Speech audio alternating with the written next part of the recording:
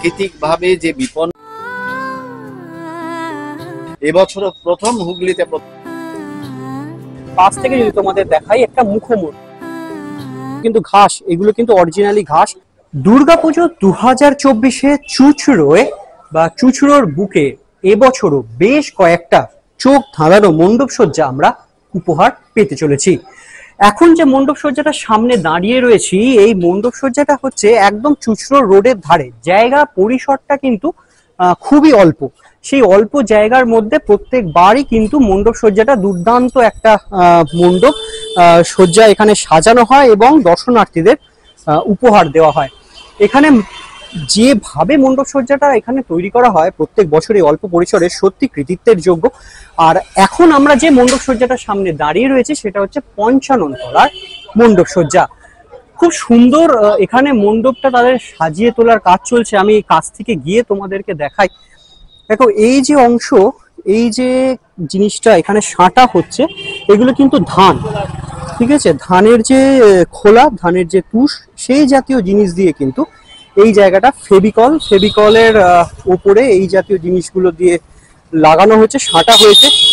নিচে দেখো একজন বসে বসে যে শাল পাতা দিয়ে এই যে প্যানেলটা রয়েছে, ঢেউ খেলানো যে প্যানেলটা রয়েছে, সেই প্যানেলটা এই শাল পাতা দিয়ে মোড়বার কাজ চলছে। ওপরের এই অংশটা যদি দেখো, এই অংশে রয়েছে তোমাদের যে বাঁশের যে ডগলা অংশ যেগুলো থাকে বা বাঁশের কঞ্চি অংশ রয়েছে। এর এই পুরো প্লাই, কঞ্চি, ধানের তুষ, এই জাতীয় জিনিস দিয়ে মণ্ডপ সজ্জাটা সেজে উঠছে। আর এর ফাঁক দিয়ে যেটা দেখা যাচ্ছে সেটা হচ্ছে এখানে একটা মুখমণ্ডল। এই যে পাশ দিয়ে যদি দেখো, সামনের দিক থেকে ঢাকা রয়েছে, পাশ থেকে যদি তোমাদের দেখাই একটা মুখমণ্ডল। অসাধারণ কিন্তু এই মুখমণ্ডলটা, যেটা যে জিনিসটা দিয়ে তৈরি হচ্ছে দেখো, সেই জিনিসটা এখানে লাগানোর কাজ চলছে, মুখমণ্ডল। আর এইগুলো কি ওই দাদা আপনাদের ওই পাতলা যে বোর্ড থাকে, মানে প্লাই থাকে, সেইগুলো দিয়েই করা হচ্ছে? মানে এই অংশগুলো কি গাছ চিরিয়ে, গাছের ছাল চিরিয়ে করা হচ্ছে? আর এর পিছনে স্ট্রাকচার মানে কার উপর জড়ানো হচ্ছে, কিসের উপরে? এটাকে ফাইবারের উপরে। তো ফাইবারের উপরে গাছের যে ছালের মতন বা ভেতরে যে অংশগুলো পাতলা করে কেটে, স্লাইস জাতীয় কেটে, সেই জাতীয় জিনিস দিয়ে কিন্তু এই মুখমণ্ডলটা তৈরি করা হয়েছে। আর তার উপরে কিন্তু যেগুলো দিয়ে সাজানো হচ্ছে, দেখো এখানে আঠা দিয়ে মারার কাজ চলছে, সেগুলো হচ্ছে কিন্তু দড়ি। যেটা যে দড়িগুলো কিন্তু আমরা এই পাটের যে জাতীয় দড়ি হয়, সেই জাতীয় দড়ি, সুতুলি, মোটা সুতুলি জাতীয় জিনিস কিন্তু দিয়ে এর গায়ে কিন্তু জড়ানোর কাজ চলছে। উপাসের অংশে দেখো, উপাসের অংশে উপরের দিকে যে জায়গাগুলো রয়েছে, ঢেউ খেলানোর যে জায়গা, অলরেডি যে জায়গায় শাল পাতাগুলো জড়ানো হয়ে গেছে, সেখানে নকশা বা পাখি, ফুল, এইসব আটকাবার বা আঁকবার কাজ চলছে। উপরের দিকের যে ঢেউ খেলানো অংশটা, এই জায়গায় দেখছো এখানে যে কাঠের যে গুঁড়ো, যে চাঁচিগুলো থাকে গুঁড়ো, সেইগুলোকে কিন্তু এখানে লাগিয়ে দেওয়া হয়েছে। তো গোটা মণ্ডপ জুড়ে যে জিনিসটা দেখতে পাওয়া যাচ্ছে, সবই প্রকৃতি থেকে পাওয়া যে জিনিসগুলো রয়েছে, সেই জিনিস দিয়েই, বেশিরভাগ সেই জিনিস দিয়েই কিন্তু মণ্ডপটা সেজে উঠছে। মণ্ডপের অন্দরমহলে একটু প্রবেশ করে দেখাই, কারণ ভেতরে জায়গাটা, পরিসরটা খুবই অল্প। ভেতরেও দেখো কত সুন্দরভাবে কাজগুলো করছে, সবই প্রকৃতি থেকে পাওয়া জিনিস, সুন্দরভাবে, অসাধারণ। গাছ, মানে গাছপালা দিয়ে, এই জাতীয় জিনিস দিয়ে কিন্তু এই মণ্ডপ সজ্জাটা সাজিয়ে তোলা হচ্ছে। দেখো এইখানে সুন্দর ছোট ছোট কিন্তু ঘাস, এগুলো কিন্তু অরিজিনালি ঘাস যেগুলো লাগানো হয়েছে। এখানে তোমাদের কাছ থেকে যদি দেখাই, দেখো এখানে যে বাঁশের মধ্যে মাটি দিয়ে দিয়ে এখানেও কিন্তু গাছ লাগানো হয়েছে। সবুজের সমারোহ। উপরে যে জায়গাটা রয়েছে, সেই জায়গায় এই অংশগুলো কিন্তু ঝাঁটা, যে খেজুর পাতার যে ঝাঁটা হয়, সেই জাতীয় ঝাঁটা দিয়ে সাজানো হয়েছে। আর ভেতরে, মণ্ডপের ভেতরে ঢুকলে না তোমরা পল্লী সমাজের, পল্লী গ্রাম যেগুলো ছিল, সেই যে বাড়ি, সেই সব বাড়িতে গেলে যে একটা মাটি সমেত একটা বেশ একটা সোদা টাইপের গন্ধ, সেই আমেজটা কিন্তু তোমরা এই মণ্ডপে এলে ফিল করতে পারবে। মা এখানে এসে গেছেন, কিন্তু মায়ের মুখটা এখন ঢাকা রয়েছে, এখনো অনেক কাজ, অংশের কাজ বাকি রয়েছে। খুব সুন্দর মাকে দেখতেও লাগছে। আর এই জায়গাটা হচ্ছে দেখো, যেখানটায় মা রয়েছে, এই যে সার্কেল মতন খুব সুন্দর, মানে এই যে জায়গাটা রয়েছে, এটাও কিন্তু এই যে ছোট ছোট বাঁশের যে বেকারি, সেইগুলোকে দিয়ে কিন্তু এই অংশটাই রাউন্ড যে শেপটা রয়েছে সেই শেপটা তৈরি করা রয়েছে। উপরের অংশেও তোমরা দেখতে পাচ্ছ, ওই অংশেও তোমার ওই যে ঘাসবোর্ড জাতীয় জিনিসগুলোকে কেটে তার উপরে কাঠের গুঁড়ো দিয়ে সুন্দর করে ডেকোরেশন করা হয়েছে। এই পাশেও তোমরা সবুজের সমারোহ দেখতে পাবে। এখানেও দেখো ঘাস ঘাস রয়েছে, এখানে ছোট ছোট গাছ গুলো রয়েছে বাঁশের মধ্যে ফোকর ফোকর তৈরি করে এই মণ্ডপটা সাজানো হয়েছে। আর মাঝখানে প্রধান যে এই যে অংশটা, এটা যে মণ্ডপের একদম সেন্টার পয়েন্ট, তো সেই জায়গাতে একটা গোটা গাছের গুঁড়িকে কিন্তু সুন্দর করে ঝুলিয়ে দেওয়া হয়েছে। অসাধারণ সুন্দর দেখতে লাগছে। কিন্তু এই দেখো এখানে লাইটিং এর কাজ হচ্ছে, টেস্টিং এর কাজ চলছে, লাইট গুলো জ্বলছে, কি অসাধারণ দেখতে লাগছে। এত অল্প পরিসর জায়গার মধ্যে কি অসাধারণ একটা মণ্ডপ সজ্জা কিন্তু এবছর পঞ্চানন তলা আমাদেরকে উপহার দিতে চলেছে। এই পঞ্চানন তলার মণ্ডপে কিন্তু আপনাদেরকে সন্ধ্যাবেলার দিকে ভিজিট করতে হবে, মানে অরিজিনাল যে রূপ, যেটা সন্ধ্যাবেলা এই লাইটের কম্বিনেশনের সঙ্গে যে রূপটা দেবে, সেটা কিন্তু পঞ্চানন তলা এবছর অসাধারণ এক রূপ দেবে।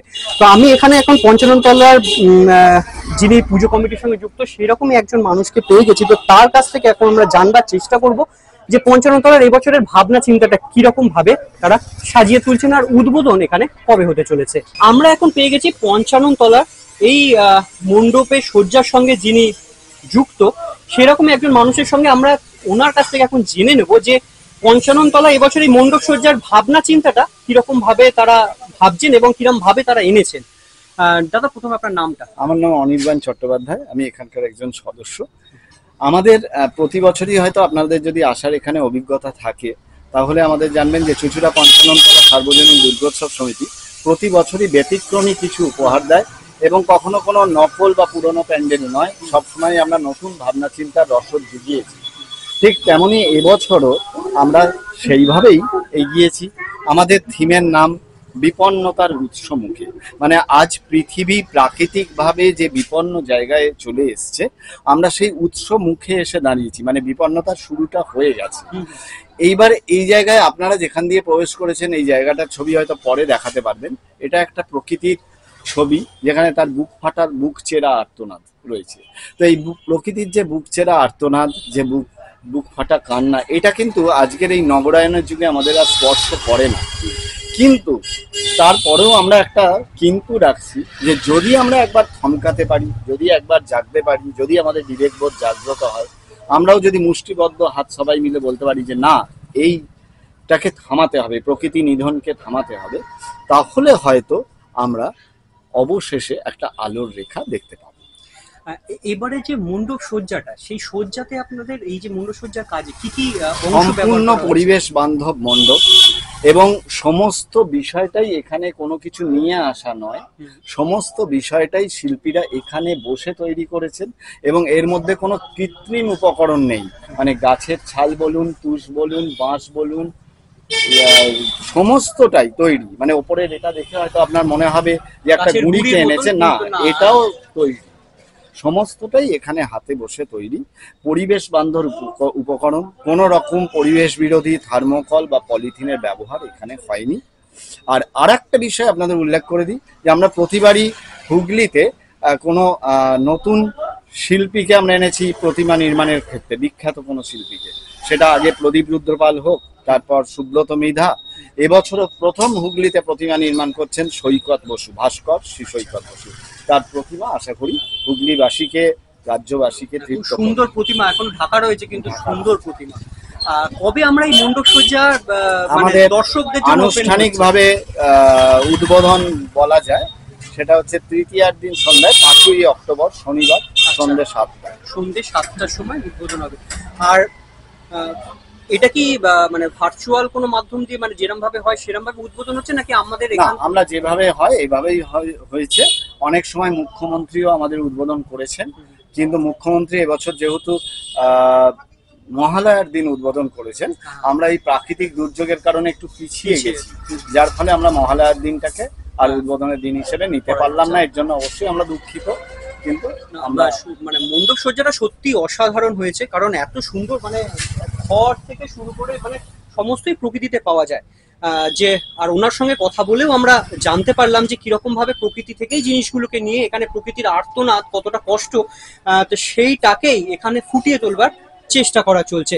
তো অবশ্যই আশা করব আপনারা প্রত্যেকের এই ভিডিওটা ভালো লাগবে এবং প্রত্যেকে অবশ্যই রিকোয়েস্ট করবো যে পঞ্চানন তলাতে সন্ধ্যার দিকে আসবেন, তবে কিন্তু এই মণ্ডপকে আরো বেশিভাবে উপভোগ করতে পারবেন। আর ব্যস্ততার মধ্যে ওনাকেও ধন্যবাদ যে আমাদের সময় দিলেন, একটু জানালেন যে কিরকম ভাবে মণ্ডপ সজ্জাটা এবার সেজে উঠছে।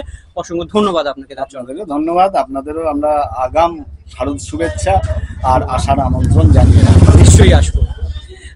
ভিডিওটা আপাতত এখানেই শেষ করছি। তোমরা পঞ্চানন তলার ডিটেলসটাও জানতে পারলে, এরকম আপডেট আরো আসতে থাকবে। আমার চ্যানেলের সঙ্গে তোমরা জুড়ে থেকো, কমেন্ট করে জানিও কেমন লাগলো মণ্ডপ সজ্জাটা। চলো আজ এই পর্যন্তই।